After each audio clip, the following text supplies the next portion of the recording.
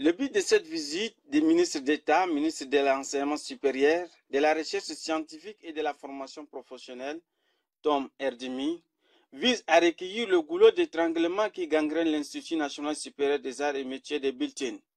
Selon le recteur de l'Académie de l'Est, professeur Adoudou Ahmad Mahamat, cette visite va renforcer la collaboration entre les autorités administratives et les cadres de l'Institut.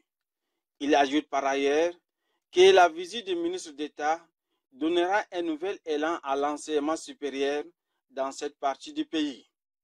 Le gouverneur de la province de Wadi Fira, Mohamed Abdelkerim Ali, s'est dit très honoré et réconforté par cette visite qui intervient dans une phase très décisive, celle liée aux difficultés auxquelles sont confrontés l'Institut de Biltine et celui d'Iriba. Il sollicite par la même occasion l'intervention personnelle de ses membres du gouvernement pour relancer les travaux de la construction de l'Institut national supérieur des arts et métiers de Biltine.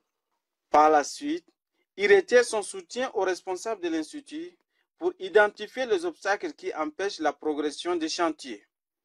Le ministre d'État, ministre de l'Enseignement supérieur, de la Recherche scientifique et de la formation professionnelle, Tom Erdemi, remercie le gouverneur pour cet accueil chaleureux. Il indique dans le même sillage que l'Institut national supérieur des arts et métiers de Biltine rencontre d'énormes difficultés. Au niveau de l'Institut, vous avez votre budget, le budget qui est adopté par le conseil d'administration. Dans ce budget, il y a une ligne investissement. Il y a aussi une ligne investissement au niveau du ministère. Mais il faut utiliser pour acheter les tables bancs, pour finir, c'est pas moi, un bâtiment, pour casser, c'est pas un bâtiment et faire une salle de classe. Lors de cette rencontre, le ministre d'État, Tom Erdemi, invite les responsables de l'Institut à une étroite collaboration avec les autorités administratives pour l'intérêt général de l'Institut.